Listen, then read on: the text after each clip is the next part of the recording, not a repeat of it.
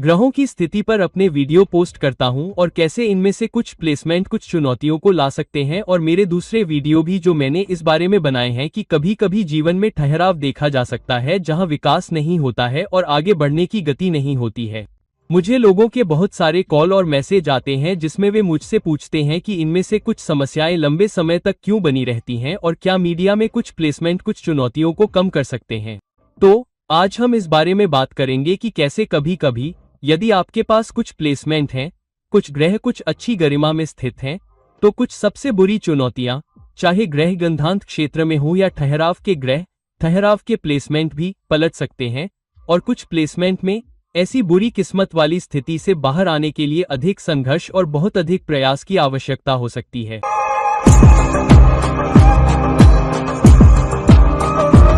नमस्कार, और मेरे सभी दोस्तों को आपके दोस्त, ज्योतिषी और मार्गदर्शक की ओर से एक बार फिर आपके साथ आपके अपने चैनल से बीमा के लिए अनुरोध पर मैं यह वीडियो बना रहा हूं, क्योंकि लोग मुझसे पूछ रहे हैं क्या आप हमें कुछ सरल स्तर पर कुछ प्लेसमेंट बता सकते हैं जिससे ये पता चल सके कि कुंडली में अच्छी किस्मत हो सकती है और कुछ चुनौतियां हो सकती हैं, चाहे वे किसी बुरे दोष के कारण हो या ग्रहों के नासा क्षेत्र में होने के कारण या किसी स्थिरता के कारण। ग्रहों की कुछ स्थितियां कुछ चुनौतियों को उलट सकती हैं और एक व्यक्ति उस स्थिरता की स्थिति में लंबे समय तक नहीं रह सकता है, और मैंने सोचा कि मुझे दोनों प्लेसमेंट पर एक वीडियो बनाना चाहिए ताकि आप अस्पष्ट न रहें। इसलिए यदि आपकी कुंडली में कोई चुनौतीपूर्ण प्लेसमेंट है और यदि इसके लिए अधिक प्रयास की आवश्यकता है, निरंतर दृढ़ता की आवश्यकता है, तो भी आपको वह करना चाहिए ताकि आप ऐसे स्थिरता वाले प्लेसमेंट या कठिन प्लेसमेंट से बाहर आ सकें जिसमें कुछ ग्रह गंधांत क्षेत्र में स्थित हों, जबकि आप में से कुछ लोग अधिक साहस, अधिक दिल भी ले सकते हैं यदि आपके प्लेसमेंट कुछ ग्रहों की अच्छी स्थिति के कारण बेहतर स्थिति में हैं। तो उदाहरण के लिए अगर 3 चीजें अच्छी स्थिति में हैं, उदाहरण के लिए लग्न स्वामी अच्छी स्थिति में है, द्वितीयेश अच्छी स्थिति में है और दशमेश अच्छी स्थिति में है, तो मैं दोहराता हूं, लग्न स्वामी, द्वितीयेश और दशमेश अगर वे अच्छी स्थिति में हैं, वे अच्छी प्रतिष्ठा में हैं, वे प्रत्यक्ष हैं, वे वक्री नहीं हैं, वे दुर्बल नहीं हैं, वे दग्ध नहीं हैं, तो आमतौर पर आप पाएंगे कि ऐसे लोगों के लिए जीवन आसान होगा। वे बहुत बहुत आसान या महान नहीं हैं, लेकिन आमतौर पर उनकी आय आजीविका के मामले में जीवन आसान होगा, जो बहुत महत्वपूर्ण है, उनके करियर के मामले में, काम के मामले में जो बहुत महत्वपूर्ण है, और जीवन में सामान्य दिशा के मामले में, जो कि लग्न आपको विचारों की स्पष्टता, आपके स्वास्थ्य, आपके मन की शांति देता है। ये ग्रह स्थान, ये ग्रह बिंदु बहुत बहुत महत्वपूर्ण हैं। वे अच्छी स्थिति में होने चाहिए और वे वक्री नहीं होने चाहिए, वे नीच नहीं होने चाहिए, वे अस्त नहीं होने चाहिए, वे बुरी दशा में नहीं होने चाहिए। फिर आप और जन्म के समय भी वे बुरी दशा में नहीं होने चाहिए। उदाहरण के लिए एक सर्त सती में पैदा होना जहां लग्न स्वामी चंद्रमा है और शनि उस पर जा रहा है। इसलिए यदि आपके पास ऐसी स्थिति नहीं है तो किसी व्यक्ति के लिए कुछ चुनौतियों से बाहर आना आसान होता है। यदि आप किसी बुरे गोचर या बुरी दशा अवधि या ग्रह, कुछ अन्य ग्रहों की दुर्बलता या दहन की चुनौतियों का सामना करते हैं, इसलिए ऐसे व्यक्ति के लिए कुछ प्रयासों से या जब आप अपना समय लेते हैं तो इन चुनौतियों से बाहर आना आसान होता है। यदि ये तीनों बहुत अच्छी स्थिति में हैं, तो जाहिर है कि स्थिति अच्छी है। हालांकि यदि तीनों ही नीच के हैं या अस्त हैं, उदाहरण के लिए उनमें से एक अस्त है, एक वक्री है, या तीनों ही अस्त हैं, या उनमें से 2 अस्त हैं, एक अस्त है, या एक अस्त है, एक वक्री है, एक अस्त है, तो आपको लंबे समय तक चुनौतियों का सामना करना पड़ सकता है। उदाहरण के लिए जब आप देखते हैं कि मैं सिर्फ एक उदाहरण ले रहा हूं, मैं बहुत अधिक विस्तार में नहीं जाऊंगा। उदाहरण के लिए यदि आप इस विशेष लग्न को देखते हैं जो कि कन्या राशि या कन्या राशि का है, यहाँ आपको 4 प्राकृतिक लाभ मिलेंगे। प्राकृतिक लाभ बहुत महत्वपूर्ण हैं। तो प्राकृतिक लाभ आमतौर पर बुध, शुक्र, चंद्रमा और बृहस्पति ग्रह हैं। यहाँ बुध लग्न का स्वामी है। यदि ये अच्छी स्थिति में है, तो उदाहरण के लिए यदि बुध उच्च का है या बुध एक योग में है, या यदि शुक्र यहाँ अच्छी स्थिति में है, शुक्र अपनी ही राशि में है, शुक्र केंद्र में 5वें भाव में स्वराशि में है, चंद्रमा 11वें भाव में स्वराशि में है, तो अगर हमारा चंद्रमा 9वें भाव में उच्च का है, बृहस्पति हंस योग में है, या तो 4थे या 7वें भाव में जो स्वराशि का है, तो ऐसे मामलों में व्यक्ति सौभाग्य को आकर्षित कर सकता है और लंबे समय तक सौभाग्य में रहेगा और बुरे हालात से आसानी से बाहर आ सकता है। लेकिन यहाँ एक चेतावनी शनि और कु की स्थिति है। तो उदाहरण के लिए अगर शनि अपनी स्वराशि मकर में है तो यह बहुत शक्तिशाली है और उदाहरण के लिए ये 3 ग्रहों को देखता है। तो अगर बृहस्पति 7वें भाव में हंस योग में है लेकिन शनि 5वें भाव में स्थित है और शनि तीसरी दृष्टि से बृहस्पति को देख रहा है, शनि 7वीं दृष्टि से चंद्रमा को देख रहा है और यहाँ यह चंद्रमा के साथ एक विष दशा बना रहा है उदाहरण के लिए। और अगर शुक्र तुला राशि में दूसरे भाव में अच्छी स्थिति में है, शानदार स्थिति, शनि की दशम दृष्टि शुक्र पर पड़ रही है, तो ठहराव लंबा हो सकता है, मेहनत ज्यादा करनी पड़ सकती है और व्यक्ति को लंबे समय तक मेहनत करनी पड़ेगी। अब बात करते हैं त्रिकोण भावों की। अगर त्रिकोण भावों के स्वामी दस्तानों में हो या त्रिकोण भाव क्या होते हैं? पहला भाव कैंसर भाव और त्रिकोण भाव दोनों होता है और 5वां और 9वां भाव। तो अगर त्रिकोण भावों के स्वामी दस्तानों में हो या त्रिकोण भावों के स्वामी हो, उनमें से एक वक्री हो, एक नीच का हो, एक अस्त हो, एक दस्तान हो या उनमें से 2 दस्तान हो और एक नीच या दस्तान हो, तो क्या होता है कि आपको छोटे छोटे अंतराल में लाभ मिलता है। तो आपको कभी भी एक लंबी स्थिर अवधि नहीं मिलती है जहां आप वास्तव में लाभ और सौभाग्य को आकर्षित कर रहे हों या लंबे समय तक धन या अच्छे जीवन को आकर्षित कर रहे हों। उदाहरण के लिए एक व्यक्ति जो वृश्चिक राशि में पैदा हुआ है, यहाँ मंगल अगर लग्न में है तो यह 5 महापुरुषों में से एक बनता है जो गुरु महापुर है। चंद्रमा और बृहस्पति अन्य 2 त्रिकोण भावों के स्वामी हैं। अब यदि तीनों बहुत अच्छी स्थिति में हैं, तो चंद्रमा त्रिकोण भाव का स्वामी होता है। उदाहरण के लिए यह उच्च राशि में 7वें भाव में जाता है या स्वयं 9वें भाव में होता है या चंद्रमा मीन राशि में दूसरे त्रिकोण भाव में जाता है जो शानदार स्थिति है। बृहस्पति अगर बहुत अच्छी स्थिति में है तो वह 5वें भाव का स्वामी होता है। ध्यान रहे बृहस्पति आय के दूसरे भाव का भी स्वामी है। तो अगर यह बहुत अच्छी स्थिति में हो, उदाहरण के लिए अगर यह उच्च का हो, बृहस्पति कर्क राशि में 9वें घर में चला जाए या दोनों 7वें घर में चले जाएं या दोनों गतोर योग में 10वें घर में चले जाएं या दोनों गजसय योग में 4थे घर में चले जाएं, तो यह एक शानदार स्थिति है। केवल समस्या यह है कि दोनों या चंद्रमा केंद्र भाव में वृश्चिक राशि में नहीं होने चाहिए, तो तब भी भाग्य चमकेगा और यह एक शानदार स्थिति हो सकती है। कम से कम महत्वपूर्ण भावों के स्वामी, त्रिकोण भाव के स्वामी बहुत अच्छी स्थिति में होने चाहिए, खासकर यदि वे भी यहाँ हों। उदाहरण के लिए हमने लग्न स्वामी और द्वितीयेश के बारे में बात की। तो अगर लग्न स्वामी और द्वितीयेश भी आपके बृहस्पति के साथ अच्छी स्थिति में है, तो ओम और तृतीय भाव का स्वामी, उत्तम भाव का स्वामी भी अच्छी स्थिति में है, तो यह स्थिति आपके लिए भाग्य लेकर आएगी, आपको अच्छा भाग्य देगी। और अगर आप किसी कठिन परिस्थिति में भी फंस जाते हैं तो आप बहुत जल्दी उस कठिन परिस्थिति से बाहर आ जाएंगे। अब अगर त्रिकोण भाव के स्वामी उग्र ग्रहों का मिश्रण है, उदाहरण के लिए मेष राशि में जन्मे किसी व्यक्ति के लिए या सिंह राशि में जन्मे व्यक्ति के लिए या धनु राशि में जन्मे व्यक्ति के लिए, तीनों ही त्रिकोण भाव के स्वामी, तीनों ही उग्र ग्रह हैं। उदाहरण के लिए मेष राशि वाले व्यक्ति के लिए मंगल, सूर्य और बृहस्पति 3 त्रिकोण भाव के स्वामी हैं। सिंह राशि वाले व्यक्ति के लिए सूर्य, फिर बृहस्पति और फिर मंगल त्रिकोण भाव के स्वामी बनते हैं।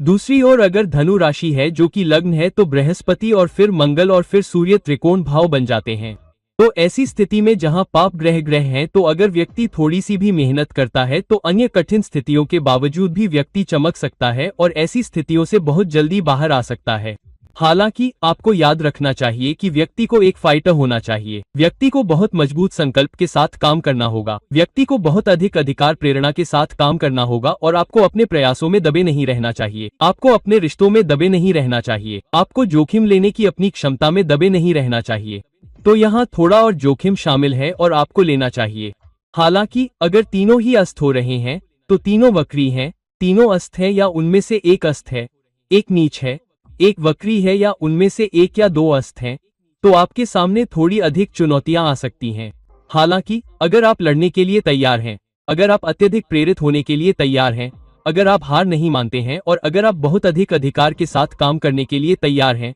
तो दृढ़ता और धैर्य से स्थिति को जल्दी से बदला जा सकता है। उदाहरण के लिए मैं धनु राशि का उदाहरण देता हूं, जहां बृहस्पति लग्न भाव का स्वामी है, मंगल पंचम भाव का स्वामी है और सूर्य नवम भाव का स्वामी है। तो हाँ, अगर वे अच्छी स्थिति में हैं, उदाहरण के लिए बृहस्पति उच्च का हो जाता है या बृहस्पति किसी अन्य केंद्र भाव में चला जाता है, उदाहरण के लिए बृहस्पति लग्न में है, यहाँ यह हंस योग बना रहा है,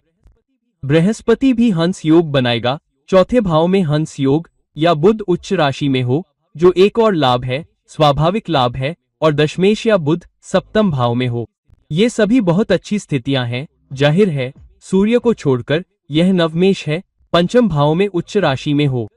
यह एक शानदार स्थिति है। मंगल जो पंचमेश है, यदि वह दूसरे भाव में उच्च का हो तो शानदार स्थिति है, लेकिन जैसा कि मैंने कहा, यदि उनमें से कोई भी या वे तीनों अस्त हो या नीच हो या दष्ट भाव में हो तो यह एक चुनौती हो सकती है। अंतर केवल इतना हो सकता है, उदाहरण के लिए बृहस्पति का 8वें भाव में कर्क राशि में उच्च होना उतना बुरा नहीं है। उदाहरण के लिए यदि बृहस्पति दूसरे भाव में नीच राशि में स्थित हो, लेकिन अगर शनि भी इसमें आ जाए, जैसे कि शनि सप्तम भाव में हो और सप्तमेश या सप्तम राशि को देख रहा हो, फिर लग्न राशि को भी देख रहा हो, चाहे बृहस्पति न हो या कोई और ग्रह न हो, और शनि चतुर्थ भाव को भी देख रहा हो, तो शनि के फल में कमी आने से चुनौतियां आ सकती हैं। और अगर इनमें से कोई भी ग्रह शनि की दृष्टि में वक्री हो या शनि की दृष्टि में अस्त हो या शनि की दृष्टि में नीच का हो तो भी समस्या बनी रह सकती है। जैसे कि अगर बुध चतुर्थ भाव में हो और ऐसी स्थिति में बुध नीच का हो और बुध दशमेश भी हो और शनि की दशम दृष्टि में हो, तो व्यक्ति को बहुत अधिक मेहनत करनी पड़ेगी, लेकिन बहुत अधिक दृढ़ संकल्प के साथ, क्योंकि टीआर हाउस के स्वामी सभी उग्र ग्रह हैं और फिर स्थिति बदल सकती है। लेकिन अगर भाव बहुत अधिक हो तो टीआर हाउस के 3 और केंद्र हाउस के 4, तो 4 केंद्र भावों में से लग्न एक त्रिकोण भाव भी है और केंद्र भाव भी, तो 3 त्रिकोण भावों और 4 केंद्र भावों में से अगर आप एक को सामान्य भाव के साथ मिलाते हैं तो आपके पास 6 भाव स्वामी होते हैं। तो हाँ, अगर त्रिकोण भाव और केंद्र भाव, 3 पारगमन भाव और 3 केंद्र भाव अगर 6 ग्रह हैं तो हो सकता है कि 6 ग्रह शासन न करें, लेकिन 1 या 2 ग्रह ऐसे होंगे जो अन्य भावों पर भी शासन करते हैं। तो उदाहरण के लिए शनि चौथे भाव और 5वें भाव दोनों पर शासन कर सकता है, या बृहस्पति चौथे भाव में लग्न या 7वें भाव और 10वें भाव पर भी शासन कर सकता है। तो अगर इन 6 में से कोई भी 4 ग्रह, 3 केंद्र भाव और 3 शुभ भाव, अगर 4 ग्रहों में से कोई भी ग्रह शानदार ढंग से स्थित हो, मित्र राशियों में बहुत अच्छी तरह से स्थित हो, वक्री न हो, नीच का न हो, अस्त न हो, तो ऐसे व्यक्ति पर सौभाग्य चमकेगा, व्यक्ति बहुत अच्छा करेगा। अगर स्थिरता के दौर चल रहे हैं, जैसे कि आप सती से गुजर रहे हैं, जैसे कि शनि लग्न में है, तो जाहिर है कि उन 4 या 5 सालों में चुनौतियां आएंगी। शुरुआती लेखन राशि को छोड़कर, बैठे हुए काल की आखिरी अवधि को छोड़कर, लेकिन बाकी समय अच्छा हो सकता है अगर व्यक्ति लगातार प्रयास कर रहा है, अगर व्यक्ति अत्यधिक प्रेरित है और व्यक्ति दृढ़ है। उदाहरण के लिए मकर राशि या मकर राशि में जन्मे व्यक्ति के लिए यहाँ शुक्र 10वें घर का स्वामी है, और अगर शुक्र 10वें घर में स्थित है तो यह एक मजबूत माला योग बना रहा है। फिर बृहस्पति त्रिकोण घर का स्वामी है, बुध त्रिकोण घर का स्वामी है जो कि 9वां घर है जहां बुध खेलता है, यह बुध के लिए एक उच्च स्थान है। दूसरी ओर चंद्रमा 7वें घर का स्वामी है। मान लीजिए कि चंद्रमा 7वें घर में स्थित है तो यह शानदार स्थान है। यदि केंद्र भाव का स्वामी चंद्रमा 5वें घर त्रिकोण घर में उच्च स्थान पर हो तो यह शानदार स्थान है। लेकिन अगर उदाहरण के लिए बुध त्रिकोण भाव में उच्च होने के बजाय यदि वह प्रयास के 3रे भाव में नीच का हो जाता है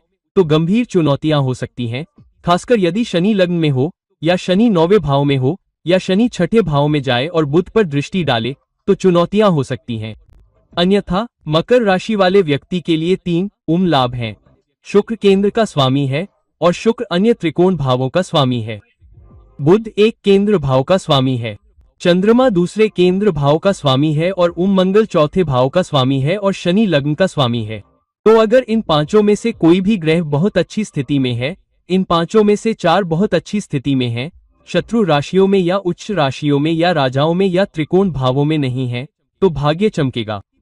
व्यक्ति बहुत अच्छा करेगा। और अगर इन 5 या 6 भावों के स्वामी, क्लेन भावों के स्वामी और लिंग भावों में से कोई भी 4 बहुत अच्छे योग में आ जाएं, कचुकिस योग या पंचम पुरुष योग या लक्ष्मी योग, महाभाग्य योग, तो भाग्य चमक जाएगा, भाग्य शानदार है। और अगर आप किसी भी चुनौतीपूर्ण स्थिति में जाते हैं तो व्यक्ति बहुत कम समय में उस स्थिति से बहुत जल्दी बाहर आ जाएगा। उदाहरण के लिए कुंभ राशि वाले व्यक्ति के लिए मंगल 7वें भाव में मुदिक महापुर योग में हो जाता है, चंद्रमा वृष राशि में उच्च का हो जाता है और चंद्रमा और मंगल एक दूसरे को चंद्र मंगल योग में देखते हैं, या शुक्र भी मजबूत माला योग में चौथे भाव में हो जाता है और चंद्रमा और शुक्र एक साथ वहां स्थित होते हैं, बहुत मजबूत अच्छा योग, मजबूत लक्ष्मी योग भी। वास्तव में जब शुक्र पंचमेश भी होता है तो यह एक शानदार स्थिति होती है। यदि पंचम भाव का स्वामी बुध शुक्र द्वारा शासित एक अन्य त्रिकोण भाव 9वें भाव में भी प्रवेश करता है तो यह भी एक शानदार स्थिति होती है। इसलिए यदि कोई भी त्रिकोण भाव का स्वामी या केंद्र भाव का स्वामी प्रबल योगों, पंचपुरुष योगों में से किसी एक वर्ग जैसे भृगुरा योग, मालकी योग, हंस योग, रुचि महापुर योग, शश योग या गैरी योग, लक्ष्मी योग या महाभाग्य योग में हो तो उनकी स्थिति बहुत अच्छी होती है और व्यक्ति ऐसी स्थिति से बाहर निकल आता है, सौभाग्य को आकर्षित करता है और गंभीर चुनौतियों या ठहराव से बहुत जल्दी बाहर आ सकता है। दूसरी ओर यदि कोई भी त्रिकोण भाव का स्वामी या केंद्र भाव का स्वामी, विशेष रूप से त्रिकोण भाव का स्वामी बहुत अच्छे योगों में स्थित हो, खासकर यदि वे उग्र ग्रह हों जो त्रिकोण भावों पर शासन कर रहे हों, तो भाग्य भी बहुत अच्छा हो सकता है यदि वे अच्छे योगों में हों। उदाहरण के लिए मेष राशि वाले व्यक्ति के लिए मंगल पंचमपुरा में अपनी ही राशि में उच्च का होकर लग्न में आता है जो रुक्मपुर योग है, या मंगल उच्च का होकर 10वें घर में आता है और फिर से रुचि महापुरा में आता है।